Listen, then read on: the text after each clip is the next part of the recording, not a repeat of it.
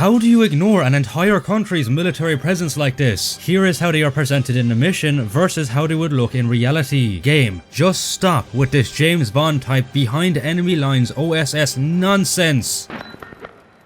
The game opens with a basic training section. Unlike other World War II games where we are put in a historical boot camp for this, Medal of Honor Allied Assault just places us in some fictional American camp with an unspecified location and date. We are here completely by ourselves when there should be many other trainees and commanders. Instead of having a physical drill instructor with us, we are instructed by some unknown man to do maneuvers over what the HUD shows to be a BC-611 walkie-talkie, a radio used on the battlefield to communicate with other units and rear echelon commanders. Our character, Mike Powell, is also introduced as already being a high-ranking lieutenant. Lieutenant Powell, it's time to commence field training. So why on earth are we back in basic training? P-47s and subsequent C-47s fly above us at dangerously low altitudes. This is something we will notice time and time again with the aircraft in this game. Throughout the game, we keep coming across these wooden watchtowers, often manned with a searchlight and machine gun. This is the type of structure you would find around a prison camp, not randomly in various military facilities and occupied towns.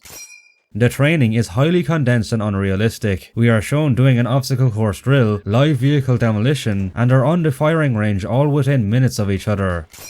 This American boot camp has quite an unrealistic amount of German items to train with, including a Tiger tank, medkits, ammunition containers, and an MG42 machine gun. This level seems to take place early in the war prior to Operation Torch, making some of these items anachronistic, though we cannot say with complete certainty due to never being provided a date.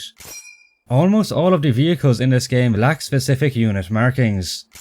For no clear reason, the American TNT charges have attached what appears to be blasting machines with the detonator handles missing. In typical video game fanfare, all of the tanks completely blow up and turned into charred, distorted wrecks when destroyed. The same thing happens to the unarmored vehicles after being shot a few times with just regular bullets. Only something like an ammunition explosion could cause a large blast as this, and those were not all that common. The M1911A1 does not have a trigger, and the right side of the gun is mostly mirrored to the left, meaning the mag release, slide stop, and safety parts are also absent. The hammer of the M1911A1 is always stock in the uncocked position. Each class of firearm all share the same ammo regardless of their caliber, meaning we use German bullets in allied weapons despite mostly being completely incompatible with each other. In typical video game illogicality, red fuel barrels completely blow up upon being shot, while the black ones just leak as they would in reality. The M1A1 Thompson has an inaccurate blue finish for the metallic body, whilst the wooden parts are more cherry-like reddish.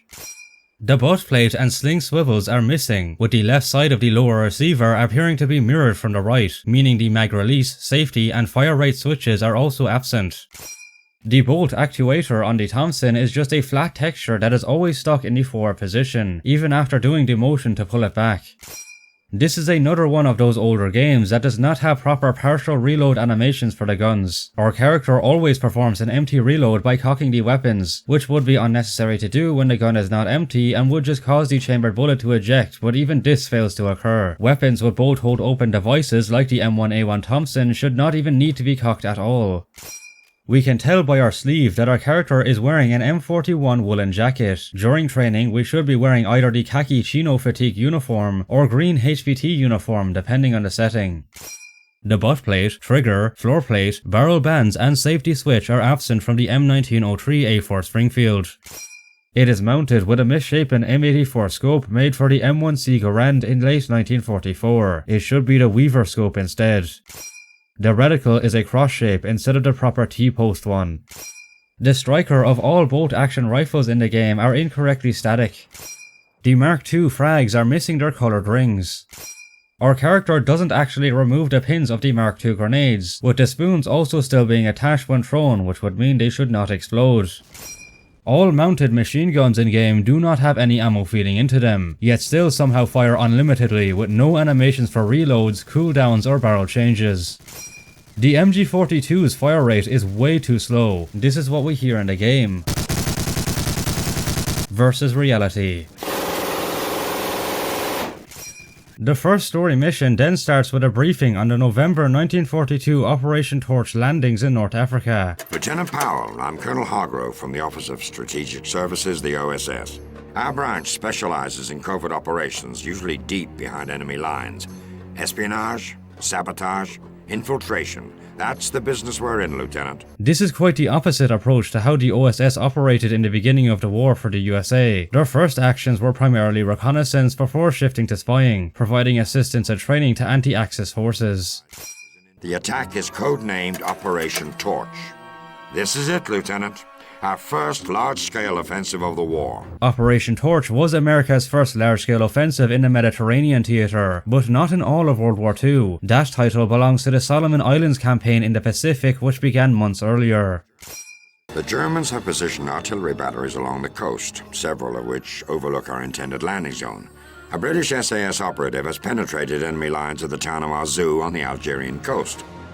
His mission was to sabotage these batteries, then give the all-clear signal to start the invasion. It was not the job for the SAS to neutralize the gun battery at Arzew, which were positioned in two forts that overlooked the harbour. This task was given to the newly formed 1st Ranger Battalion. In fact, the SAS were not deployed to assist in Operation Torch at all. Only 2 squadrons from the commandos were. Yesterday, however, all contact with that agent was lost. The SAS operative is Major Jack Grillo. In addition, the SAS were not deployed as individual operatives like this. That was a role for the SOE, and the SOE were also not deployed to assist in Operation Torch. Their only North African operation was Operation FeReise in 1941. You and a small squad of your fellow Rangers will infiltrate Arzew under cover of darkness. Your goal is to destroy the coastal batteries and rescue the captured agent. This objective of rescuing the SAS men is of course fictitious, and does not even make any sense for our unit to be doing. The Rangers were made as a US parallel counter to the British Commandos, made for small hit-and-run tactics. A delicate mission such as rescuing a high-value individual would be out of the question for a brand new unit such as this. The loading screen document reveals the name of this level to be Rangers Lead the Way. This is a motto that was not coined or popularized until 1944 during the events of D-Day. The loading screen documents in all 4 of this game's levels in Algeria are dated November 7th, 1942. However, the Rangers didn't start their operation until 12:50 AM on November 8th. This document also states that, quote, the M1 Garand doesn't reload easily in the middle of a clip, so you'll have to fire off the whole clip before you can reload again, end quote. This is incorrect. You can easily pull the bolt back and top the clip up with rounds individually, or press the ejection button to insert a new clip. All of the US Rangers are wearing a strange green recoloring of the M41 uniform instead of the proper khaki one. A lot of them would also just wear their M37 undershirts with no tunic. Our good friend Michael Akkerman went and made this historical artwork using the game's models to show exactly how they should look, which we will be using as a visual aid for some of these points. The only one not wearing the discolored uniform is Captain Richards, who has an anachronistic assault vest introduced for the Normandy landings a year and a half later. The Ranger blue diamond tunic patch and orange diamond helmet insignia are also premature for the Mediterranean theater. These two would not be seen on them until the 1944 Normandy invasion. Every one of the US enlisted men lack rank insignia, meaning that they are all apparently privates. Their first aid pouches have belts on them instead of buttons. Their M1928 haversacks are a bit too small, and the shovel is incorrectly shaped. It should be the T-handle one. For easier identification in the dark, American soldiers landing during Operation Torch wore blank white armbands, and some wore American flag brassards or sewed flag patches on their sleeves. Ranger battalions were also known to put code letters representing their companies on their helmets with paint or tape. All of this is absent from the game. Captain Richards is armed with an M1A1 Thompson and magazine satchel over his assault vest, which obviously mirrors Tom Hanks in Saving Private Ryan. The M1A1 Thompson was only just being standardized in the US Army by October 1942. He should be instead armed with the older M1928A1 Thompson, regular M1 Thompson, or the newly introduced M1 carbine. The rest of the infantrymen wield M1 Garands only. Especially at this early war stage, the regular unscoped M1903 Springfield should still be seen among them. There should be one BAR man in our squad too. The M1 Garand is a late war variant. For 1942, it should have the earlier lock bars on the rear sights, single notch gas plug, and mill trigger guard. All American Mark II hand grenades are olive drab, when they should still be the pre-war bright yellow colour for this period. The Ranger commander of this infiltration is Captain Richards, while our character is second in command. It seems odd that both command elements will be in the same vehicle. If anything were to go wrong and both captain and lieutenant put out of the fight, then the Rangers would be going in without effective command. The attack on the town is shown being carried out by just our single squad of Rangers. Later, these squad mates disappear, leaving our character to continue the fight on his own. The real battle for Arzew involves 6 companies of Rangers, with the majority of the fighting actually being completed by the subsequently landed 3rd Battalion, 18th Infantry Regiment of the 1st Infantry Division, a unit we never see in the game. This will be a reoccurring problem. Many levels should have a much larger force of background soldiers but do not, likely due to technical limitations of the game's old ID Tech 3 engine, which even for 2002 was already a bit outdated, being made originally for Quake 3 back in 1999. The AIs have very basic reload animations, unlimited ammo, and about as much combat intelligence as a walnut. This is also mostly caused by technical limitations, but what isn't is how they were purposefully designed by the devs to be extra goofy. We often see them getting shot in the head just for their helmets to go flying off. Whenever a grenade lands near them, they cartoonishly throw their hands in the air and flail around, and some even sacrifice themselves by jumping on the grenades when they could have just ran away. Most of these animations are kind of funny and interesting, but obviously not realistic. We infiltrate Arzew by trying to sneak in with 2 captured enemy trucks. This didn't happen. Once the Rangers came ashore in their LCAs, they simply travelled by foot to their objectives. In what is certainly one of the game's biggest inaccuracies, German forces should not be the enemies in Arzew. It was Vichy French colonials of the 1st Company 16th Tunisian TIR Regiment and a battery of the 68th African Artillery Regiment who were the army forces stationed in the town during Operation Torch, as represented here with another art piece by Michael Akkerman. They should be wearing corresponding Vichy French uniforms and be utilising French vehicles and weapons, not German ones. This is such a blatant error. How do you ignore an entire country's military presence like this? The game getting the whole enemy faction completely wrong for this entire chapter causes a bit of confusion on how exactly we should review them, but for the sake of this video we will just go with the game's depiction and judge them as the German Afrika Korps forces they are supposed to represent. Just keep in mind throughout that they should be Vichy French though. Let us start with how the uniforms of these non-historically present DIK soldiers are far too tan and brown. Their tropical M40 uniforms should be olive green. Even if these are meant to be sun-bleached uniforms that have been in the desert for months, we should still see some remnants of the olive green. The masked Afrika Korps enemies are probably meant to represent the scarf and goggles technique, used in North Africa mostly by Panzer Grenadiers when riding on vehicles. These lads however are regular infantry and look like they're wearing hockey masks. Like the Americans, every one of the enlisted men among the Germans wear no rank insignia, meaning that they are all apparently privates. Much of the gear on the Afrika Korps troops is carried over from their western front, meaning they have splinter tarn camo zelt bands, which should not be common here. The DAK had their own tan zelt bands, but even these were not all that widespread. Although not standard issue, Afrika Korps soldiers were also known to paint their gas mask cans, mess kits and helmets with dark yellow vehicle paint if they had access to it. All of the officers wear tan-coloured M36 tunics with jodhpur type breeches. Some officers did privately purchase uniforms like this, though the one that would have been issued and most common to them would be the same open-collared tropical M40 uniform issued to all other army personnel in North Africa. There is quite an unrealistically high number of these officers everywhere, and they all have the exact same commendations and rank insignia of what appears to be Hauptmann. They should have tropical boots or low boots with gaiters, and not these black leather jackboots. They all wear visor caps, with many of the privates also wearing M40 field caps, when they all should be wearing helmets in combat. The Algerian desert in winter gets fairly cold, and the soldiers were supplied with greatcoats and gloves because of this. We should see some of these amongst both the Germans and Americans. American M1910 canteens with red crosses on them are rather illogically dropped by the Germans and found around their supplies as health packs. During the assault, several Germans used Panzerschreck rocket launchers. The Panzerschreck itself is anachronistic, considering it was first put into service in May 1943. In fact, the Germans developed the Panzerschreck by basing it on American bazookas they captured in North Africa. The Panzerbuchse 39 would be a more era-correct German anti-tank weapon to appear here. The Panzerschreck is always seen operated by just one soldier, when they would have been allocated a crew with a dedicated loader. When the Panzerschrecks are fired at us, the rockets spiral out of control after a certain distance. This would not happen as the rocket motor only lasts a few seconds. After that, the rocket would just continue its trajectory and fall at an angle. The MP40 is completely missing a bolt handle and a safety notch in the receiver. We see the MP40 being used by privates. Only NCOs, officers, and sometimes assistant squad leaders would carry these. The Model 24 steel hand granata is used but not actually physically carried by the Germans as their only grenade in the game, despite the fact that the Model 39 hand granata was actually the most produced German grenade of World War II. The steel hand granata still have their safety caps attached when thrown, so should not explode. The machine guns are seen being operated by just one soldier, when they would have a crew with an assistant and ammunition carrier.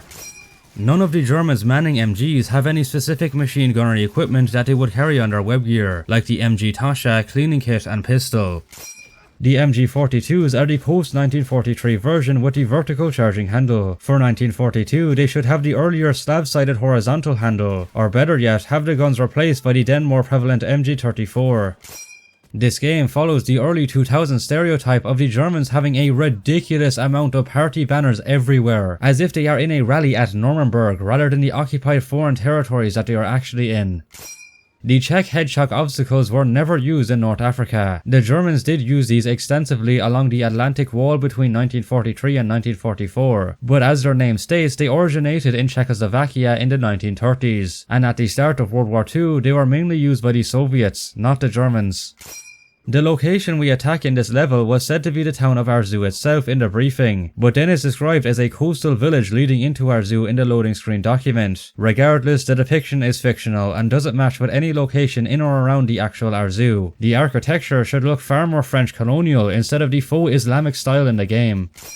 The map in the second level is still mostly fictional, though this fortress we sneak into is likely meant to be Fort du Nord. Its appearance is far from the actual fort. In game, we see the fort is a simple square design with built-in watchtowers and searchlights, and most of the structures are above ground, while the real Fort du Nord was a pentagon shape and mostly situated underground, with a large inner courtyard. Fort du Nord was also situated above the town of Arzew on a secluded hilltop overlooking the harbour, while our fort in game is positioned just outside the town. The fighting across these levels in Arzew is fictitious and over-exaggerated. The Rangers in reality took very little contact and the force of Vichy French troops surrendered very quickly. Their lack of defense was actually rather comedic at times. For instance, the real assault on Fort du Nord was spearheaded by Private Edwin Dean. When he first entered, his Thompson drum magazine fell out, which was only met with laughter by the Vichy French inside. This was then followed by the fort's commandant coming out to surrender in his pajamas. After rescuing SAS Major Jack Grillo, the player can also optionally save a private jury of the 29th Infantry Division. His appearance here is an impossibility, since the 29th was not involved in Operation Torch. In the same room is a KIA paratrooper from the 101st Airborne Division, again not present during Operation Torch. We recuperate the SAS Major's explosives, which somehow include American TNT charges that we then use on the German flak guns. The Rangers in reality destroyed the enemy artillery pieces here with their own Bangalore torpedoes. Alongside Grillo's rather out-of-place American charges are also these mad futuristic looking explosives, which the game refers to as radio bombs. These bombs do not exist. The closest existing radio bomb in real life was a radio-controlled improvised explosive device developed by the Soviets called the F-10 radio-controlled mine. The two Flak 88s we are tasked with destroying are mispositioned and the wrong type. Instead, there should be a battery of 4 1913 Schneider 105mm howitzers positioned further from the fort in secluded dugouts to the north up a hill near a blockhouse. Also, the Rangers had secured all their targeted artillery guns in Arzew before the assault on Fort du Nord, not after. The loading screen document of the third level tells us that Major Grillo will recover a jeep from a desert supply crate. The British LRDG and SAS did have caches in Africa, but not this far across the continent. It would be much more logical if Grillo and the player used a captured French vehicle or maybe a Kubelwagen instead of a jeep. While Grillo searches for transportation, the player is placed in a local tank depot and tasked with destroying the vehicles that could be used as a quick reaction force for the beach landing. During the real Battle of Arzew, there was no tank depot nearby. The Vichy French did deploy FT-17 tanks during Operation Torch, but these FT-17s were only deployed on the western side at Rabat and Safi. The landings at Oran and Arzew had no enemy armor present. This level's location and events are entirely fictitious. Some of these vehicles are not only misplaced, but entirely anachronistic. The Tiger tank did not reach Africa until March 1943. And the FeReise 16-ton gantry crane had only just started being used in 1942. It could be possible to see their use in Africa as they were shipped alongside the Tiger tanks of the 504th Heavy Tank Battalion, but not this early. Throughout the game, the Panzer IVs have these small vision slits on the right and left of the turrets, which were removed in April 1942. The Panzer IV's weird mix of black and yellow paint scheme in these North African levels is incorrect. It looks like the developers tried their hand at making the more popular line or dot camo. However, in the desert, most of the tanks were painted in simple one-tone sandgrau or gel brown. The depot has numerous mechanics carrying around boxes and fixing vehicles. They are wearing black leather jackboots over wool felgrau trousers and are all armed with holstered Walter P38 pistols. These are supposed to be rearguard mechanics in North Africa. They should still be wearing tropical gear, perhaps with the Africa Corps mechanic overalls, and would most likely be unarmed. We find Turnister Empfänger B radios among the German supplies. However, they are always seen missing their additional storage unit for the battery, cables and spare parts that they would usually be set up with. The Jeep Grillo shows up in is an American model, with a green paint job, USA markings and a Browning M1919 A430 cal machine gun. A typical British LRDG or SAS Jeep in North Africa would have desert camouflage and Vickers K machine guns, but again, a captured enemy vehicle would overall be more suitable. We're coming up on the outskirts of the airfield. There is no airfield near Arzew. The only aircraft in the town were Latikower 298 seaplanes of two Navy torpedo squadrons of the 5th Torpedo Flotilla stationed in the harbour. The closest airfield would be the one next to Oran, which did see several Devotin D-520 French fighters take off from to engage Americans over the Oran city, but this was several miles away from Arzew. The game itself even admits so by including this sign saying we are 37 kilometers away from Oran. Just like the previous one, this level's locations and events are completely fictional. The airfield is shown being defended by Heer or army soldiers only. They should instead be a Luftwaffe garrison force from the Reichsarbeitsdienst, or better yet, Vichy French Air Force personnel, because again, we are in their sector, but I digress. The Focke-Wulf 190 is outright anachronistic to appear in this part of Africa. The only fighter squadron with Focke-Wulf 190s was Ypres Bund's Commando 19, which didn't see their combat debut until the 16th of November 1942 at El Alamein. After clearing the airfield, we enter one of this game's many massive underground bunker complexes, fit with lavish amenities including public bathrooms and multi-story elevators. Such structures would require massive resources and would take years to build. The Germans never had extensive concrete complexes like this in North Africa. In the German bases, we keep coming across ahistorical rudimentary switchboards that look more like IBM computers from the 1960s than any type of German telephone exchange and transmitter from World War II. The mission concludes with us turning on a lighthouse to signal the Allied landing force. In reality, the Rangers had to shoot green, red and white flares to signal the capture of the forts and the completion of their mission. The Rangers ran into a problem though. They lost their white flares during the landing and had to wait until the British Navy liaison officer called in for the landing to go ahead. If only they had the crystal clear communication from the 4 built-in microphones of Raycon earphones. This video sponsor. Father's Day is almost upon us, and whether it's work calls, gym sessions or everyday listening, Raycon earbuds will always be an excellent gift. These inexpensive wireless devices have an impressive array of features, including up to 32 hours of battery life, 90 minutes of which charges in just 10 minutes. Their hybrid active noise cancelling feature beats all others at this price range. It means you can use the touch controls to choose whether to block out all sounds for focus, or turn on their awareness mode to still listen into your surroundings. Raycons come in a wide selection of versions and colours, and I can vouch for the blue Galaxy cased everyday ones I have been sent. So after finishing this video, go secure a pair by clicking the link below, or head over to buyraycon.com/frosty1 for 15% off site-wide. Now, back to the inaccuracies. We are brought to get briefed on our next mission in early 1943. As you may know, our primary advantage against the German U-boat threat lies in our ability to detect them with ship and airborne radar. Unfortunately, we've learned that the Kriegsmarine has developed a new piece of equipment, a kind of radar detector called the Naxos, which will enable wolfpacks to find the blind spots in our patrol sweeps and once again attack Allied convoys with impunity. This would give the enemy a tremendous advantage, shifting the balance of power in the Atlantic back to the Germans.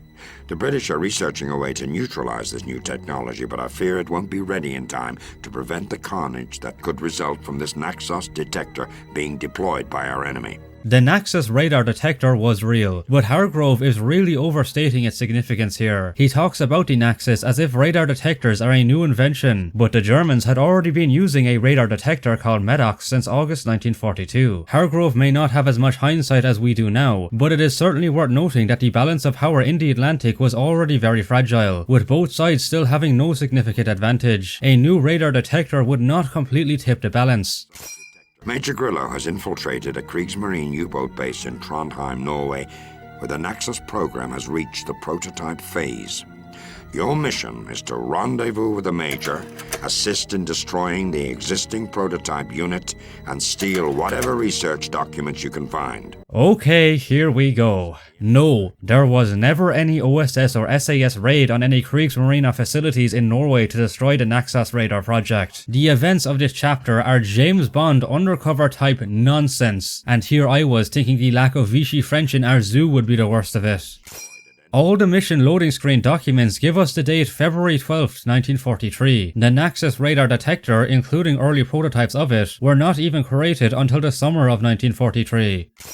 This mission takes place in Trondheim, Norway, specifically in and around one of the U-boat pens called Dora 1. Immediately we see the terrain is off. Dora 1 was built next to a main road with several buildings, and we see none of this in the mission. The terrain makes it look like we're positioned in a bowl or valley far from the town, but as we can see with historical photos, we should be surrounded by the town of Trondheim. Because of the valley, we cannot see the construction of Dora 2 or the heating bunker, which should be a few meters to our west. Also, Dora 1 was not actually completed or handed over to the Kriegsmarine until June 1943, so the place should not even be operational yet. Our pistol, the High Standard HDM, appears as an anachronism, since it wasn't used by the OSS until late 1943. It is missing the safety switch, and its also absent hammer that should be protruding from the back makes it seem that the developers may have based it on a post-war sharpshooter variant. This pistol is semi-automatic, but is falsely depicted as manually operated. Upon firing, the slide stays stuck in the forward position, the casings clip through it, and we then pull the slide back after every shot. The exterior of the enemy base is shown being heavily defended by Germans with white camouflage parkas and helmet covers. This is just a base in occupied Norway, not the front lines. What would be the purpose of this mad amount of troops with snow camouflage? Some of the sentries have guard dogs with them that run straight to bite us. There is no evidence to suggest that guard dogs would attack intruders directly like this. Since 1923, they were instead trained to detect and point similar to a bird dog, allowing the handler and other sentries to deal with the situation. All of the enemies here should also be Kriegsmarine guards, not Herr soldiers.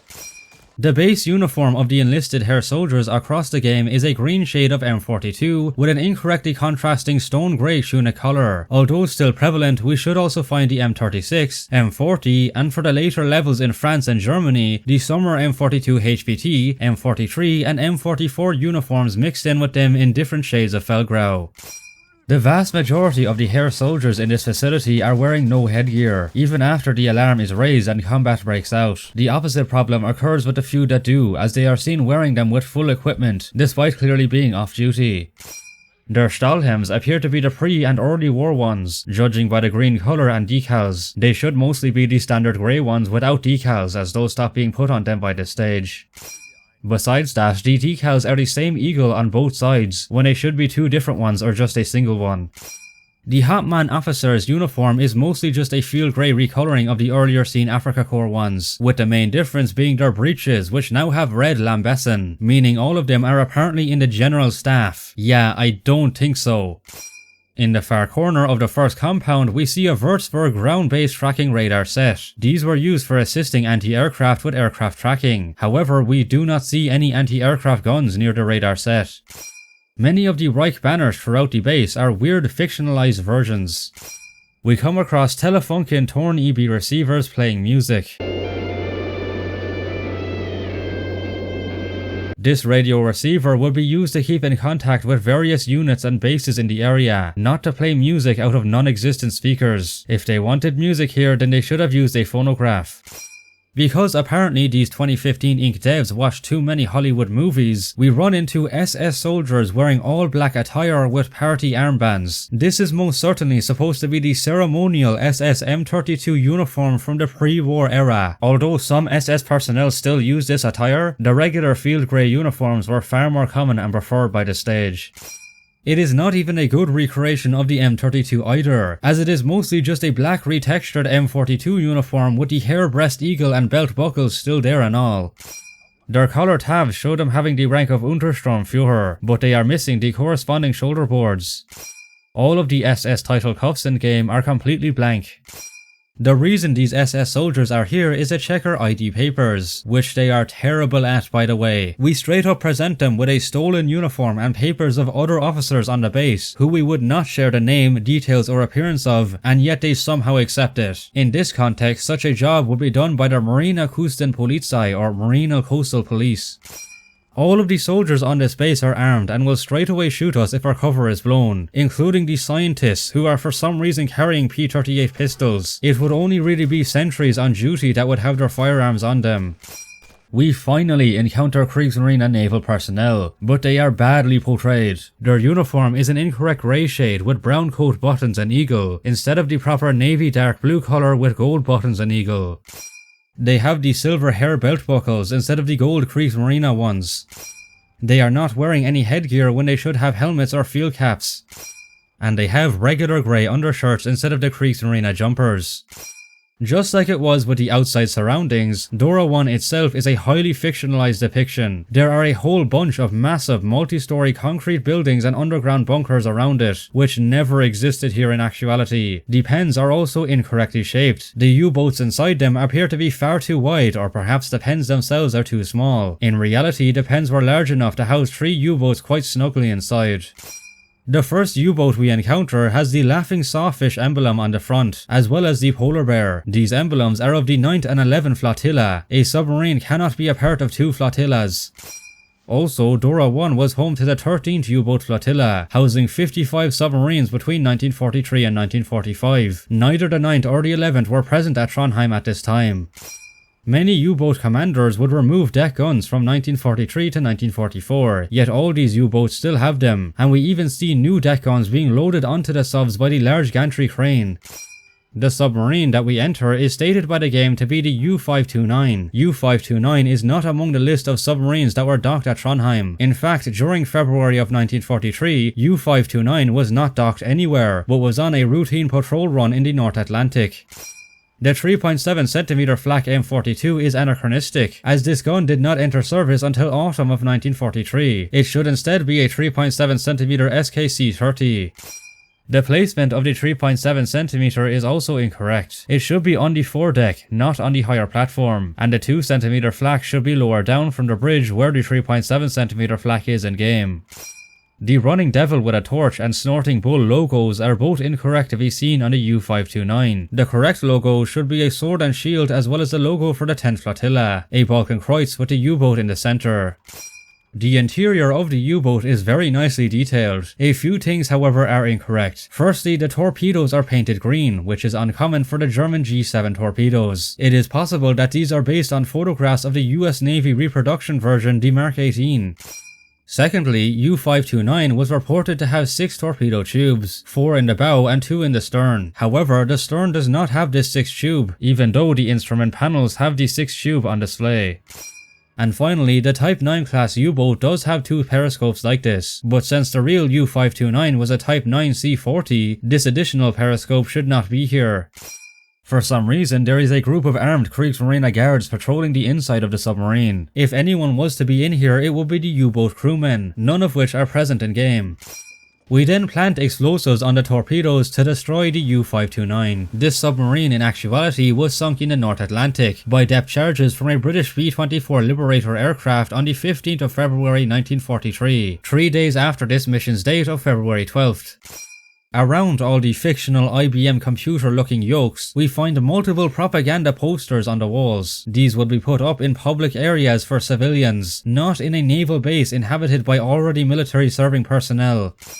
The mission ends with the arrival of an armored train with an onboard squad of US Army Rangers to support the player. This is obviously inaccurate. The Norwegian resistance would be a far better choice for this, especially considering how the game mentions the Norwegian resistance multiple times throughout the mission, including in one of the loading screen documents which says that they are the ones who stole this train.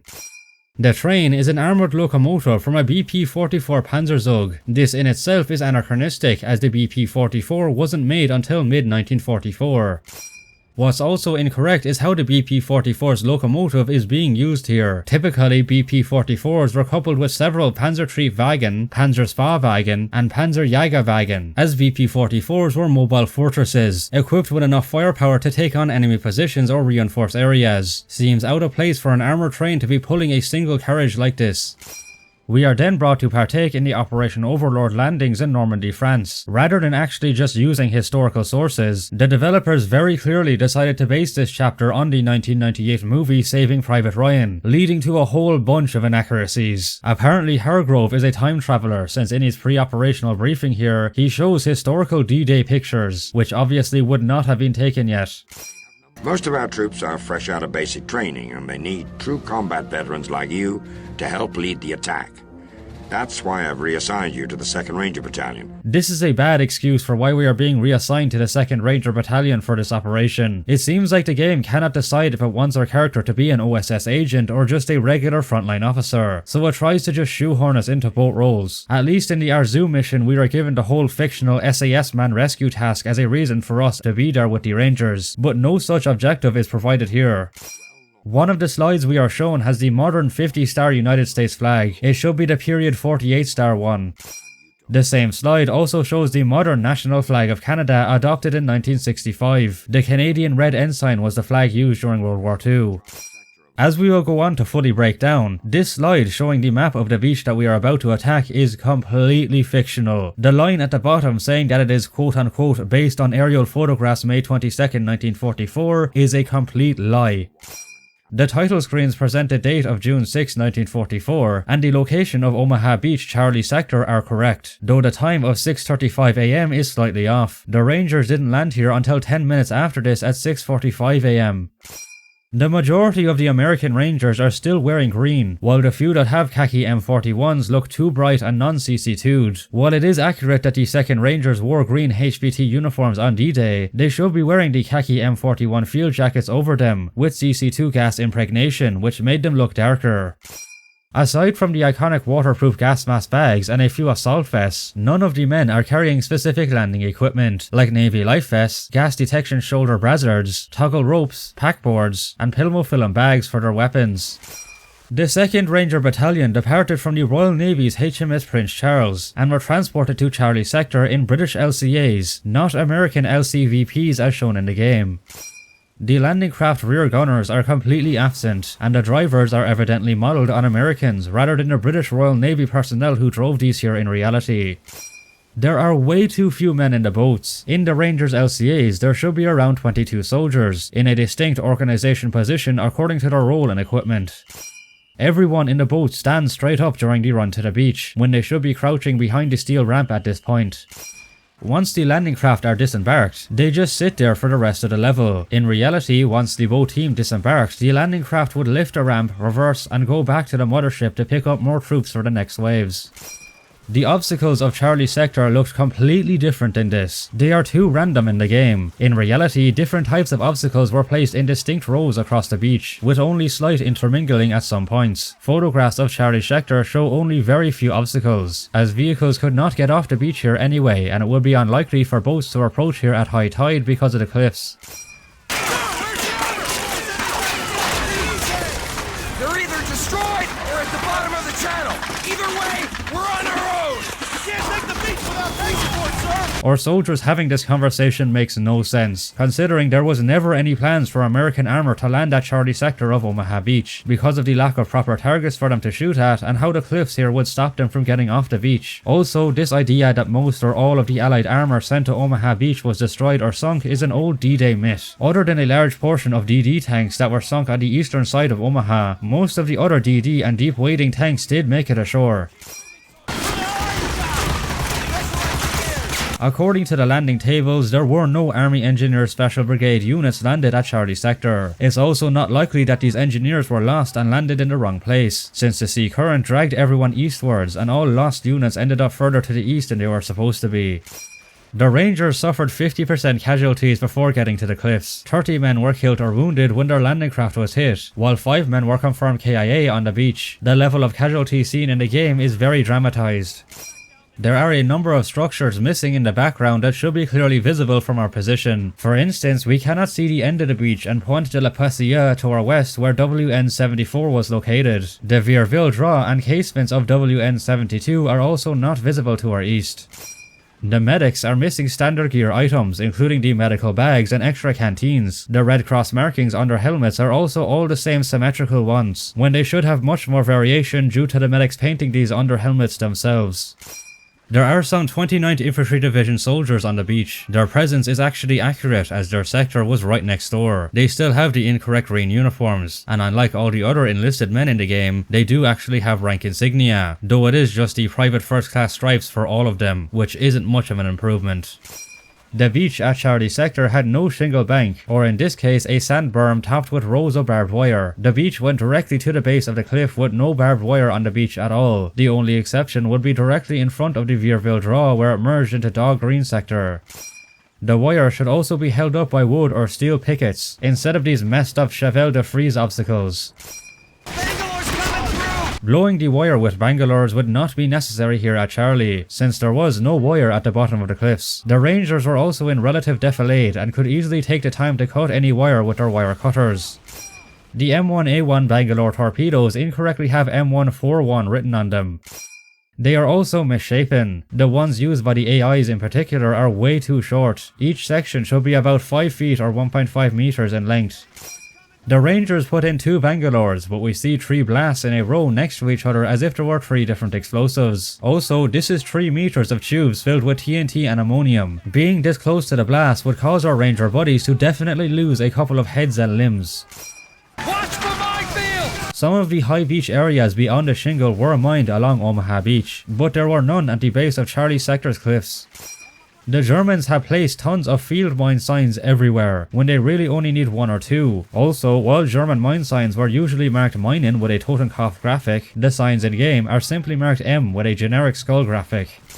The escarpment overlooking Charlie sector looked nothing like this. It was in fact a 100-foot high cliff topped with a German resistance nest WN-73. The defences on top consisted of 2 Tobrucs containing French Brandt motors, a dilapidated old house called the Gambier Mansion, an improvised casemate housing a PaK 9738 to the east, and dug-in trenches overlooking the beach. We see none of this in the game and are instead presented with these 2 massive Schnabel stand-style bunkers, none of which were on any part of Omaha Beach. Between the bunkers, we see the Germans have built sandbag walls against the ground, silhouetting against the sky at the edge of a cliff just to place machine guns. If they did do this, what do you think the Americans would immediately spot and start shooting at? If the Germans were going to put machine gun positions along the escarpment, they would either be in camouflage dugout U-shaped positions flush with the ground, underground in braziers connected by tunnels, or in Tobrucs or improvised wooden pillboxes that again would be buried and camouflaged. It would be fascinating to know where the Germans obtained all the concrete to build these deep fortified trenches, as well as the manpower and time required to build them. The actual German trenches of WN-73 were located up on the cliff and were narrow, not very deep, and certainly not fortified. We then enter one of the massive bunkers, revealing yet another one of this game's beloved intricate systems of concrete corridors that look closer to something like the French Maginot Line than the Atlantic Wall. No German fortification at Omaha Beach was this elaborate, let alone some stupid machine gun position. The largest German fortifications along Omaha Beach would have been the anti-tank gun casements, which were still not even close to this size. Deep inside the bunker complex are petrol drums. The logical reason for their presence is a mystery, since there are no vehicles nearby and it would be very hard to get them in here with all the ladders. Some of the hair soldiers are wearing earlier versions of field caps, but without any hair roundels on them. The MG42 continues to be the only machine gun used by the Germans in the game, due to Germany's main fronts before June of 1944 being the Eastern Front and the Mediterranean. State-of-the-art weapons like the MG42 tended to go to those fronts rather than something like the Atlantic Wall. A lot of machine gun static positions along the coast would mainly be the MG34, and others like captured French, Polish, Russian or Czech machine guns. We should see far more of those than MG42s during the initial attack on Normandy. We can pick up the Kart 98K in this level, giving us a better look at how many parts like the bolt takedown washer, stock sling cutout, trigger, floor plate, barrel bands, safety switch and rear sight are absent. We always load the Kart 98K with 5 round clips regardless of if there is still ammo in the rifle. The Rangers obviously did not reach the plateau of the cliff by going up some elaborate bunker complexes, but rather by very difficult and precautious climbing. One by one they used their bayonets and toggle ropes to scale the cliff. They were never able to force a large breakthrough there though, as their casualties had been much too heavy and Charlie was not reinforced with subsequent landing waves. The briefs for the next 2 levels are dated June 7th and place us behind Omaha Beach, somewhere between Carenton and Isigny-sur-Mer with another ranger, Captain Ramsey from A Company. Our mission here, as of course are our characters, is fictional and doesn't really make sense. The ranger battalions at this point would have regrouped at Pointe du Hoc after sustaining high casualties. It would be far too risky for a 2-man ranger team of officers, one of which being an OSS agent, to be sent into enemy territory so far away from the rest of the battalion. The briefing also states that paratroopers from the 101st Airborne Division are present here to destroy a special target. None of the 101st drop zones or objectives were this far out to the west. We later learned that this special target is naval Werfers. However, the 101st did not have special targets as minor as this during D-Day. The primary special targets were bridges across the Douve, Barquette Lock, and the gun batteries behind Utah Beach. We are never provided a specific location for this and the following level. We are just said to be between Carenton and Isigny-sur-Mer, and subsequently end up in a town leading into Carenton. What we see in the gameplay does not exactly help with trying to identify it either, as it just seems to be generic fictional French countryside and buildings.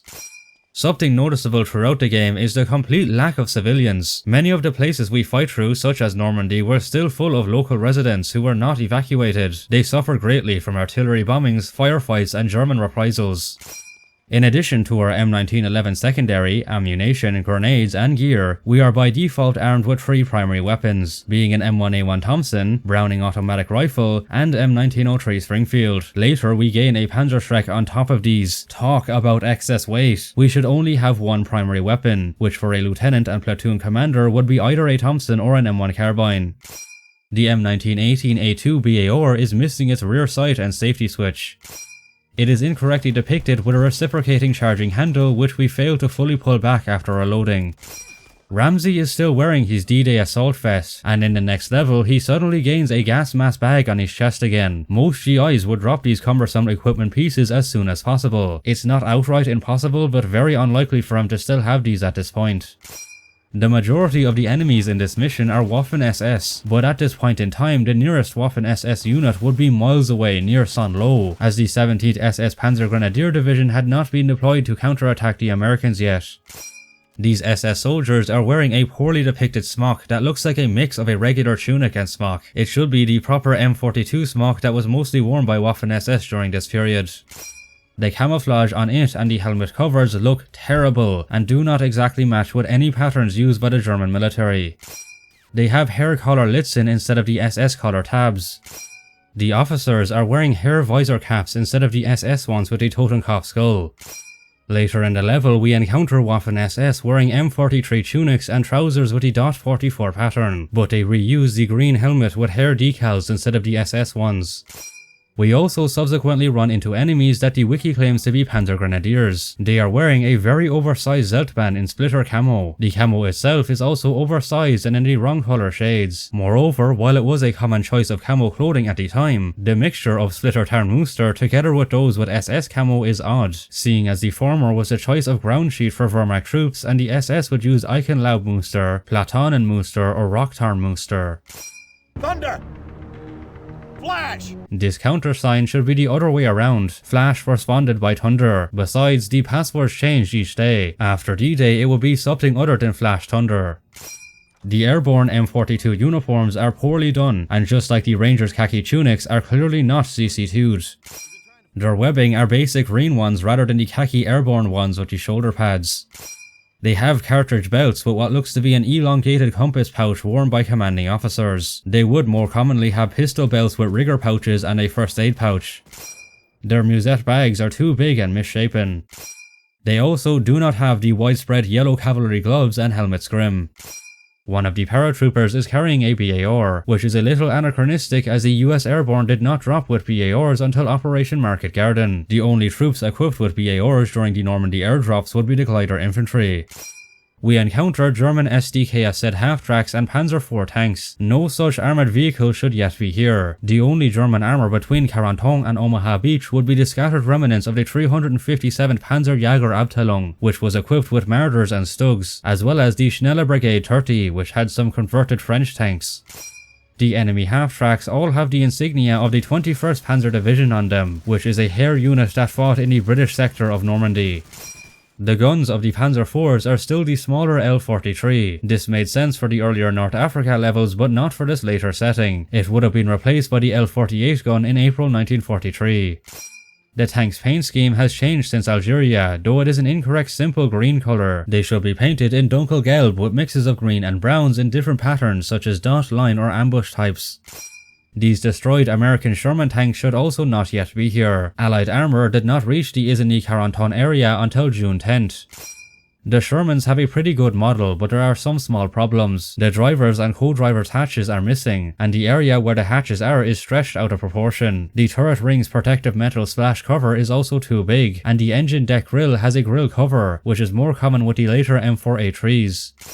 The player picks up an SCR-536 to communicate with friendly aircraft to destroy 88mm flak guns blocking a road. The SCR-536, however, only had an estimated range of 1.5 kilometers of ground and 5 kilometers over sea. Suffice to say, it's unlikely this radio would have the range to communicate with aircraft flying hundreds of miles per hour across Normandy.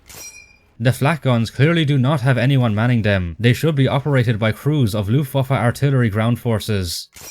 We come across a large field with a radar installation. The radar itself is based on an FU-MG 4142 Mammoth, but a lot smaller in scale. An actual Mammoth would be around 25 meters across and 10 meters high. The second level has the player locating and destroying a naval Werfer battery that's covering the approach to Carenton. The only naval Werfers near this position were ones used by Fosum-Jäger on the other side of Carenton, towards Saint-Marie-du-Mont, which were already captured on D-Day. The Panzerschreck appears as the only German explosive launcher in the game, despite the Panzerfaust being far more common. The Panzerschreck is missing its rear sight. When reloading, we just shove a rocket into the tube without connecting the wire to the contact leads for electrical ignition of the rocket motor. Given that a Panzerschreck is 65 inches long, while the average World War II soldier was about 68 inches tall, reloading like this would require a box to stand on or the muzzle to be shoved into the ground. We would realistically need another man to help us load this thing. You boys seen any strange looking rocket launchers around here? Yes, sir. Just down the road away. So what do these weapons look like? Well, sir, we didn't exactly see them. We just heard them from a long ways off. Never heard anything like it either. We were informed that these airborne troops were dropped here specifically to destroy these naval Werfers, and now you're telling me they don't know the name, look or sound of them? No, these troops would have been fully briefed on how to identify naval Werfers, especially by their sound, even if they'd never encountered one before. A Tiger tank appears in the town, but there should be no Tiger tanks at all on June 7, 1944. The nearest Tiger would be en route to Caen to engage the British. After the enemy tank completely blows up, crewmen somehow survive and start crawling out. Instead of being appropriate tankers, we see an absolute circus show of various troops exit, including the Panzer Grenadier riflemen with the oversized smocks. Hair officers with an infantry visor cap, black greatcoat and gloves. Yeah, good luck wearing anything like that in the hot cramped interior of a tank. And the third type of soldier that comes out of the wrecks does have a better black Panzer Trooper uniform, but it has white infantry piping instead of the tanker pink. Also, despite wearing hair collar tabs, the model has an SS Totenkopf on his eagle lacking field cap. When the player encounters the naval Werfers, they fire up to 6 rockets at once in quick succession. However, this would overturn the carriage due to the recoil. The naval Werfer was meant to be fired 1 tube at a time and commonly fired all 6 tubes with 2-second intervals between each tube shot. German doctrine for naval Werfer batteries were to relocate them as soon as possible to minimize counterfire. However, there are no nearby vehicles to tow the naval Werfers out of the area. The game then decides it wants us to act as an OSS agent again, so throws us into this next mission. 2 formidable German units are assembling just outside St. Lo. We believe they're using a manor house as a command post to organize a counteroffensive. We need you to find that command post, infiltrate it, and obtain any tactical data you can regarding the enemy's battle plans. One of our most trusted agents in the Resistance, a young woman named Manon Baptiste, will be there to lend you a hand. Here we go again with more fictional behind enemy lines nonsense. This whole chapter has no direct historical basis and is instead a loose continuity error filled expansion of an equally fictitious mission from the original Medal of Honor made in 1999. Intelligence reports indicate that the Germans have deployed a new tank into the field, a type bigger than anything we've seen before. This model has been appropriately designated the King Tiger, and we believe the Germans have transferred some of these new tanks to the command post. The King Tiger was not deployed to Normandy until the 11th of July 1944, weeks after the date of June 22nd presented in the chapter's first loading screen. This document says the chapter takes place in Saint-Ébremont de Bonfossy. It misspells the commune name as Saint-Ébremont and states it's to the south of Saint-Lo when it's more precisely southwest of it. And yes, once again, the maps in the gameplay of course resemble barely anything of the real Saint-Ébremont de Bonfossy, with there being a bunch more ridiculous big German bunker complexes all over the place. This first document also mentions a recon plane crashed in the area carrying the pilot and a G3 operations officer. We then in the gameplay have to locate the pilot and help extract him. Like everything else in this chapter, this did not happen, and does not match up in terms of dates and logic. Why would such a level of officer put himself at high risk by flying above enemy positions around Saint-Lo in a slow recon Piper J3 Cub plane? Operations to take Saint-Lo would not start until July. Despite being behind the front lines, throughout this chapter we fight a huge number of inaccurately dressed German forces mixed together, including Heer infantry as well as SS infantry and Panzer Grenadiers. At this time, the only German units stationed around Saint-Lo were the 353rd and 352nd Infantry Divisions, in addition to some elements of the 2nd SS Panzer Division several miles south of the town. This amount of forces would not be stationed together here, all integrated amongst each other like as shown. We encounter a unique model of SS officer here. They are supposed to be Gestapo agents, which would explain the lack of SS runes on their collar insignia, but they should still have their rank on the left one. Their greatcoat has the Heer Eagle instead of the SS one. And like the other SS officers in the game, they are wearing a Heer visor cap and don't have any letters on their cuff titles. In the second level, we come across Tiger tanks. It is not specified where these have come from. There were no heavy tank units near Saint-Lo at this time. All of the sniper variants of the Kar 98K have a scope which is offset to the left. The centrally mounted ZF-41 scope would be a more suitable choice. Out of the 38 railway gun batteries, only one was stationed in Normandy, and it was not here at Saint-Ébremont de Bonfossy, but instead at Oudarville near Cherbourg. We find a number of North Africa maps in the German bases. Why they are here is anyone's guess, since we are in France and the North African campaign already concluded in May 1943. The quote-unquote supply train we are tasked with blowing up just so happens to be another BP-44 armoured train pulling empty flatbeds. Yeah, whatever. The chapter's third loading screen documents reads that the French Maquis have given us a Winchester riot shotgun, which then turns out to be a Winchester M1912 once we enter the gameplay. Its appearance from the French resistance makes little sense, as during World War II this shotgun was only rarely used by Americans in the Pacific and with the US Army Air Force and rear echelon forces. A French shotgun like the FeReise robust double barrel would be more appropriate. The M1912 lacks a front sight, with its magazine tube also extending past where the area for the bayonet lug should be. In typical video game logic, the shotgun has a ridiculously low damage range. The King Tigers have the protection turreted design. If this is supposed to be an early prototype of the Tiger II, then they should technically have the Versuchsturm, or as many people would believe to be called, the Porsche turrets. The King Tigers all have 332 on the side of the turret, meaning that they are the second vehicle of the 3rd platoon of the 3rd company. Considering these are supposed to be prototypes, they should have no numbering since they are not officially assigned to a panzer company yet. Its camo is also the same camo pattern that was done to panzers that were quickly rolled out of factories, with its gelb run over red primer. This would only be done at the end of the war. Considering it's only June 1944, there would be more options for paint schemes by this point. Now for your next assignment.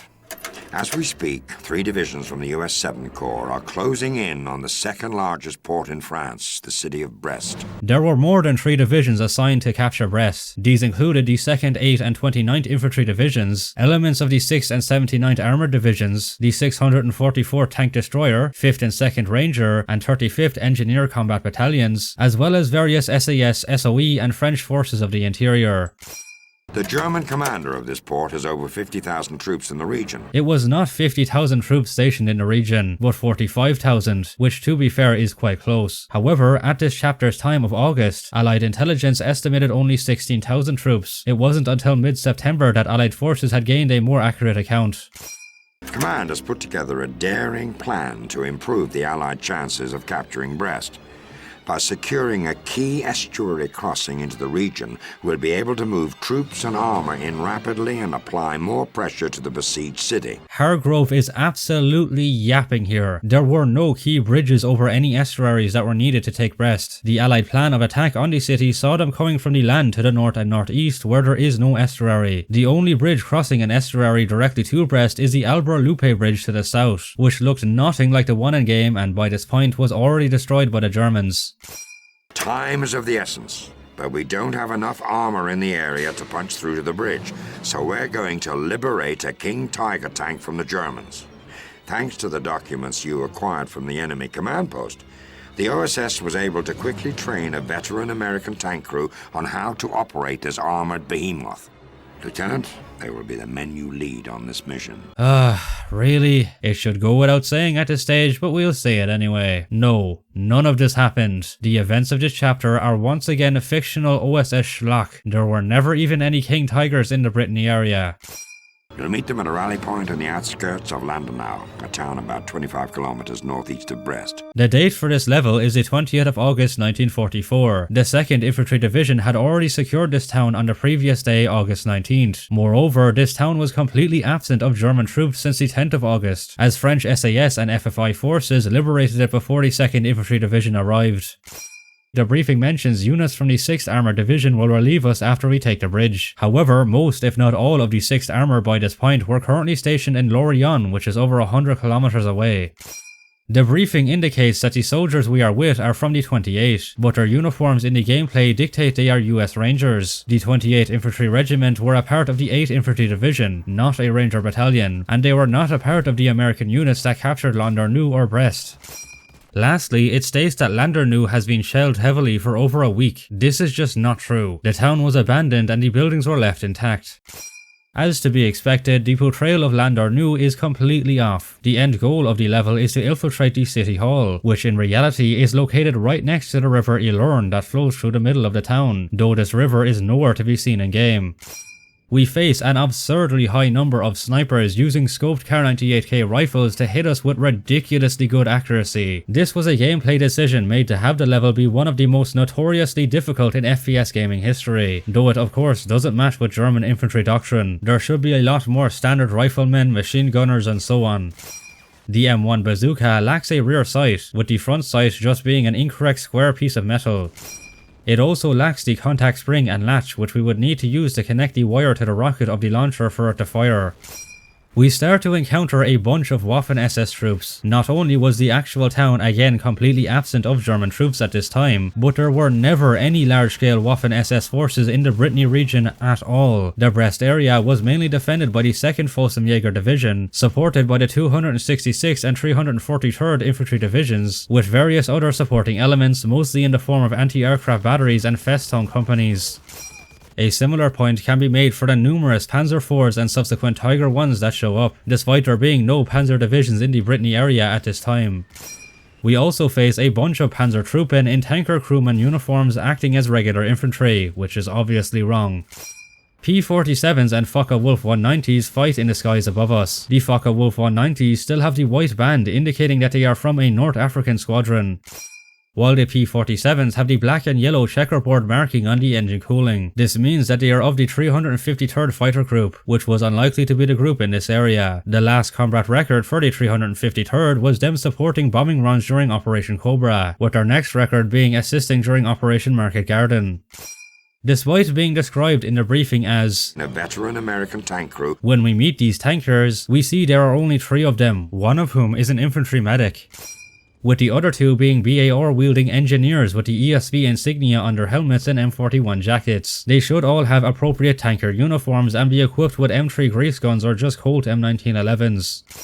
The chapter's second loading screen document states that the Tiger 1 has less armor but the same gun and engine as the King Tiger. This is slightly incorrect. While the same caliber, the King Tiger had a much longer 88mm cannon. The same could be said for the engine. While the later AlphaE model of the Tiger 1 were equipped with the Maybach HL230, the first few were equipped with the HL210. The enemy panzers are too strong. They take numerous shots to destroy, when our Tiger 2's 8.8cm KWK-43 gun should have no issue penetrating them in a single shot. We then end up in Brest itself, but just like the fictional bridge and estuary, the rest of the city's appearance in the game is completely fictional. We call in artillery to destroy Tiger tanks and prevent the Germans from blowing up the bridge. Artillery during World War II did not have precise accuracy, and would never be used to destroy specific targets but instead to suppress an area. Artillery striking this region would run the high risk of destroying the bridge by our own friendly fire. The artillery's call sign is Alpha Zulu. This is a post-war NATO phonetic code for AZ. The more suitable World War II call sign should be Able Zebra. The final chapter is by far the game's most egregious in terms of accuracy. It brings us to Germany in January 1945 and tasks us with this: a secret mustard gas production facility along the Siegfried line at a place called Fort Schmerzen. Your orders are to permanently wipe this facility off the map. Fort Schmerzen. That literally translates to Fort Pain. Seriously? Game, please just stop with this James Bond type behind enemy lines OSS nonsense. No, there was never any mustard gas producing fort called Schmerzen. Not only are this chapter's events made up, but so is its main location. Both the wiki and same fort from the 1999 Medal of Honor game on PS1 states that this fort is near the city of Metz along the Moselle River, but even if so, the area around Metz during January 1945 was firmly in Allied control. The first couple of levels in the chapter see us fight in what the documents call the Siegfried Forest. There is no such named forest in Germany. It and all the bunker facilities inside it are more works of utter fiction.